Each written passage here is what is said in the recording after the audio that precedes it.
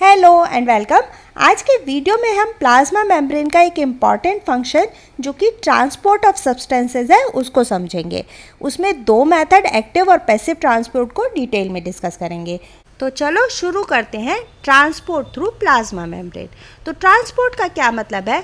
Movement of substances across the cell membrane. Substances का cell membrane से इधर से उधर आना और जाना कहलाता है ट्रांसपोर्ट। अब जो चीज़ें सेल को चाहिए वो सेल के बाहर से साइटोप्लाज्म में पहुंचाना, और साइटोप्लाज्म में जो चीज़ें प्रेजेंट है जो सेल को नहीं चाहिए वो सेल के बाहर ले जाना कहलाता है ट्रांसपोर्ट। अब जैसा हम जानते हैं कि प्लाज्मा मेम्ब्रेन है semi permeable in nature. Semi permeable का क्या मतलब होता है कि ये सिर्फ सेलेक्टेड सब्सटेंसेस को ही अलाउ करती है आने और जाने के लिए। तो जो चीज़ें प्लाज्मा मेम्ब्रेन में हाईली परमिएबल है मतलब अलाउड है आने के लिए, उनमें आते हैं स्मॉल इनऑर्गेनिक सब्सटेंसेस जैसे ऑक्सीजन है, CO2 है, NO है, वाटर है। तो ये सारे इनऑर्गेनिक सब्सटेंसेस अलाउड है प्लाज्मा मेम्ब्रेन में अंदर आने जाने के लिए।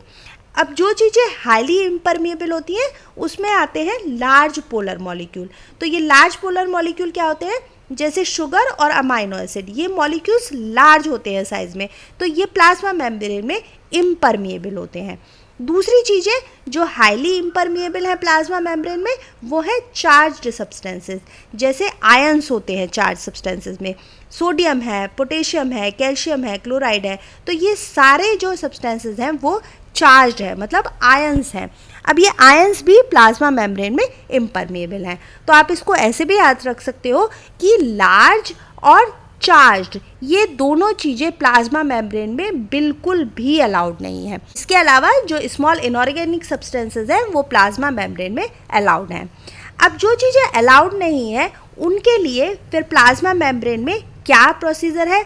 तो ये चीज़ें प्लाज्मा मेम्ब्रेन में इंटीग्रल प्रोटीन, जो हमने पिछले मॉडल्स में समझी थी, इंटीग्रल प्रोटीन रोल प्ले करती हैं।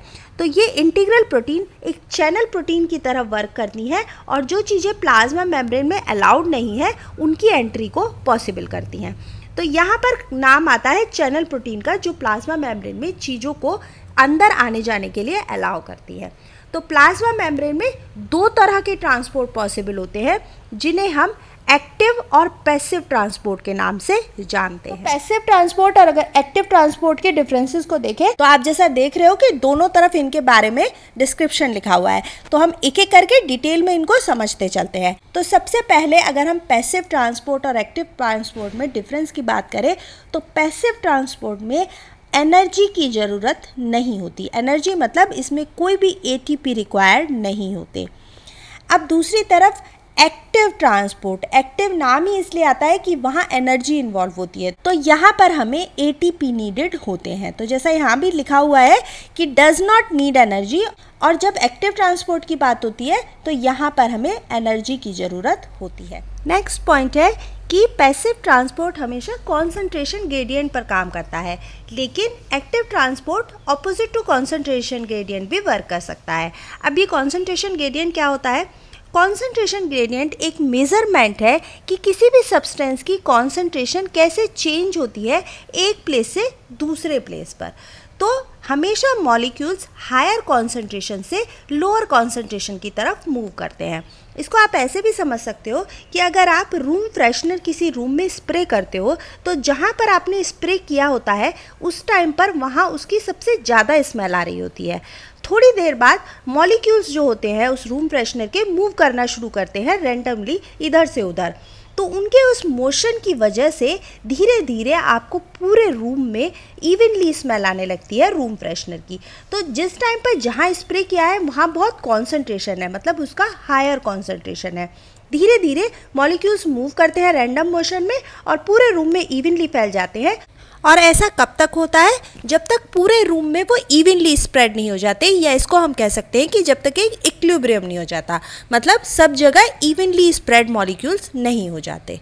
तो लोअर कॉन्सेंट्रेशन की तरफ वो मूव कर रहे हैं और धीरे धीरे सारे रूम में फैल जाते हैं। तो इसी को कहते हैं कॉन्सेंट्रेशन ग्रेडियंट, और हायर कॉन्सेंट्रेशन से लोअर कॉन्सेंट्रेशन की तरफ। अब ये जो मूवमेंट होती है मॉलिक्यूल्स की किसी भी सब्सटेंस की, ये लिक्विड में भी और गैसेस में भी पॉसिबल है।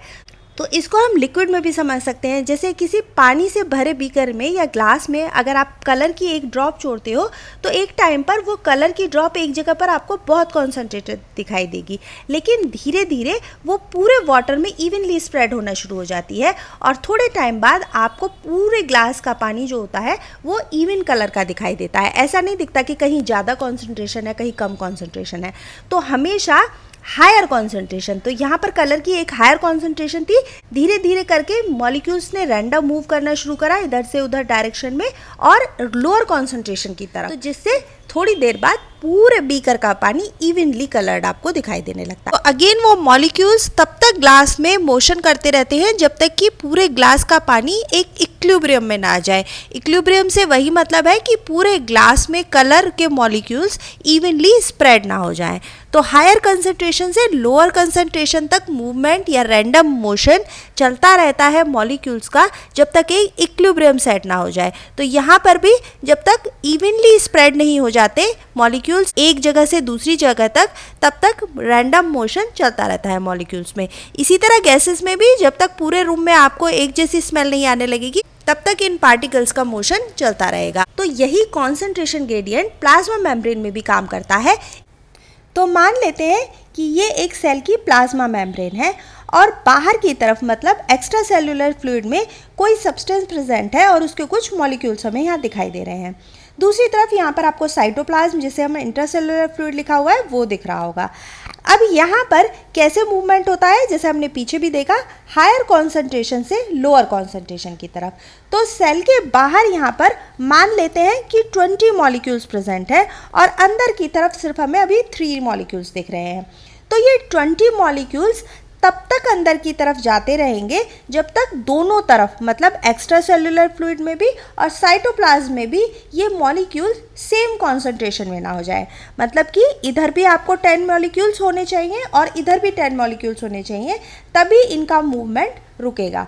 तो जब तक इक्विलिब्रियम नहीं आ जाता तब तक हायर कॉन्सेंट्रेशन से लोअर कॉन्सेंट्रेशन की तरफ मॉलिक्यूल्स जाते रहते हैं। इसी को कहते हैं कि कॉन्सेंट्रेशन ग्रेडियंट के बेस पर मॉलिक्यूल्स का मूवमेंट हायर कॉन्सेंट्रेशन से लोअर कॉन्सेंट्रेशन की तरफ जब तक एक इक्विलिब्रियम नहीं हो जाता करना। लेकिन हमने देखा कि एक्टिव ट्रांसपोर्ट जो होता है वो ऑपोजिट टू कॉन्सेंट्रेशन ग्रेडियंट भी काम कर सकता है। तो मान लेते हैं कोई मॉलिक्यूल्स है जिन्हें सेल में बहुत ज़्यादा ज़रूरत है और उनकी लोअर कॉन्सेंट्रेशन प्रेजेंट है सेल के बाहर, लेकिन हमें वो मॉलिक्यूल्स भी सेल के अंदर चाहिए। तो ये जो एक्टिव ट्रांसपोर्ट होता है ये ऑपोजिट टू कॉन्सेंट्रेशन ग्रेडियंट जाकर एटीपी का यूज़ करके उन मॉलिक्यूल्स को भी सेल के अंदर ले आता है। तो यहाँ पर पैसिव में हमेशा कॉन्सेंट्रेशन ग्रेडियंट पर काम होता है, लेकिन एक्टिव ट्रांसपोर्ट में क्योंकि एनर्जी यूज़ होती है इसीलिए ऑपोजिट टू कॉन्सेंट्रेशन ग्रेडियंट मतलब लो कॉन्सेंट्रेशन से हाई कॉन्सेंट्रेशन पर भी ये काम कर सकता है। तो ये बात हो गई सेकेंड पॉइंट की, जिसमें हमने देखा कि कॉन्सेंट्रेशन ग्रेडियंट। अब नेक्स्ट है थर्ड पॉइंट कि passive transport mostly slow process है। अब इवनली स्प्रेड मॉलिक्यूल्स को होना है तो वो अपना टाइम लेकर इस प्रोसेस को पूरा करते हैं, जबकि एक्टिव ट्रांसपोर्ट में हम एनर्जी को देके फास्टली इस प्रोसेस को पूरा कर सकते हैं। अब नेक्स्ट इसके बाद आता है कि ये जो पैसिव ट्रांसपोर्ट होते हैं ये मेम्ब्रेन के थ्रू भी हो सकते हैं, मतलब लिपिड की बाय लेयर में जो होती है उससे भी मेम्ब्रेन से डिफ्यूज़ हो सकते हैं अंदर की तरफ या अंदर की तरफ जा सकते हैं, और इसके लिए आपको कैरियर प्रोटीन की भी ज़रूरत पड़ सकती है। तो दोनों मेथड से होता है पैसिव ट्रांसपोर्ट। लेकिन जो एक्टिव ट्रांसपोर्ट होता है वो हमेशा प्रोटीन्स के थ्रू होता है और उन प्रोटीन्स को एक स्पेशल नाम दिया गया है जिसे हम पंप के नाम से जानते हैं। तो एक्टिव ट्रांसपोर्ट में जितने भी प्रोटीन कैरियर का काम करते हैं उन्हें हम पंप कहते हैं, जैसे सोडियम पंप, पोटेशियम पंप। अब नेक्स्ट पॉइंट है कि पैसिव ट्रांसपोर्ट नॉन मीडिएटेड हो सकता है। नॉन मीडिएटेड का क्या मतलब है, कोई भी मीडिएटर की ज़रूरत नहीं है, मतलब अंदर जाने के लिए किसी भी कैरियर प्रोटीन की ज़रूरत नहीं है। जो बात हमने यहाँ की, तो किसी भी कैरियर प्रोटीन की ज़रूरत नहीं होती। कभी कभी मेम्ब्रेन के थ्रू भी, फॉस्फोलिपिड की मेम्ब्रेन के थ्रू भी अंदर मॉलिक्यूल्स जा सकते हैं, जैसे ऑक्सीजन है, कार्बन डाइऑक्साइड है, तो वो नॉन मीडिएटर के थ्रू भी अंदर चले जाते हैं। जबकि जो एक्टिव ट्रांसपोर्ट होता है वो हमेशा मीडिएटेड होता है, मतलब हमेशा ही एक प्रोटीन की ज़रूरत पड़ेगी जो कि उन्हें अलाउ करेगी अंदर जाने के लिए, जिसे हम पंप कहते हैं। तो ये कुछ पॉइंट्स हो गए जो एक्टिव ट्रांसपोर्ट और पैसिव ट्रांसपोर्ट में आपको डिफरेंस बताते हैं। अब अगर इनके एग्जाम्पल्स की बात करें कि एक्टिव और पैसिव ट्रांसपोर्ट में क्या क्या एग्जाम्पल आते हैं, तो यहाँ पर आपको दिख रहा होगा कि एक्टिव और पैसिव ट्रांसपोर्ट के कुछ एग्जाम्पल्स लिखे हुए हैं कि किस मेथड के थ्रू ये एक्टिव और पैसिव ट्रांसपोर्ट पूरे होते हैं। तो अगर पैसिव ट्रांसपोर्ट की बात करें तो 3 मेथड है जिसके थ्रू पैसिव ट्रांसपोर्ट होता है। सबसे पहला है डिफ्यूज़न, उसके बाद फैसिलिटेटिव डिफ्यूज़न और ऑस्मोसिस। तो डिफ्यूज़न के थ्रू तो ऑक्सीजन, कार्बन डाइऑक्साइड, ये गैसेज आराम से फॉस्फोलिपिड की लेयर से ही अंदर चली जाती हैं। फैसिलिटेटिव डिफ्यूज़न में हम एक कैरियर प्रोटीन का यूज़ करते हैं और उसके एग्जाम्पल में हम ग्लूकोज को देखते हैं। तो इन सभी को हम आने वाली वीडियोस में कवर करेंगे। ऑस्मोसिस के थ्रू वाटर हमेशा सेल के अंदर आता जाता है, तो इसमें हम ऑस्मोसिस में वाटर को देखते हैं। नेक्स्ट एक्टिव ट्रांसपोर्ट की अगर बात करें तो हमने पीछे भी देखा था कि पंप्स होते हैं सारे। तो कौन कौन से पंप है? सोडियम पंप, पोटेशियम पंप, इसके अलावा कैल्शियम पंप भी होते हैं। तो ये सभी पंप आते हैं एक्टिव ट्रांसपोर्ट में। उसके अलावा कुछ बल्क ट्रांसपोर्ट भी होते हैं जिन्हें हम एक्टिव ट्रांसपोर्ट की कैटेगरी में रखते हैं। कभी कभी किसी बुक में अलग से भी इनको दिया होता है बल्क ट्रांसपोर्ट करके, और उसमें 2 प्रोसेस आते हैं, एंडोसाइटोसिस और एक्सोसाइटोसिस। ये एंडोसाइटोसिस जो होता है ये सेल ईटिंग भी कहलाता है, और इसमें बड़े बड़े मॉलिक्यूल्स इधर से उधर सेल के थ्रू आते जाते हैं। तो ये बात हो गई पैसिव और एक्टिव ट्रांसपोर्ट की। इसमें हमने देखा कि पैसिव ट्रांसपोर्ट हमेशा बिना एटीपी के होता है, बिना एनर्जी के यूज़ करें, और एक्टिव ट्रांसपोर्ट में हमेशा एनर्जी का यूज़ होता है।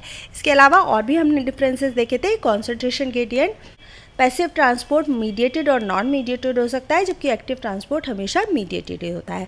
और उसके अलावा हमने यहाँ पर ये एग्जाम्पल देखे। तो that is it for this video. हमने यहाँ एक्टिव और पैसिव ट्रांसपोर्ट को समझा। नेक्स्ट वीडियो से हम ये प्रोसेस स्टार्ट करेंगे, डिफ्यूज़न, फैसिलिटेटिव डिफ्यूज़न, ऑस्मोसिस और पंप्स को।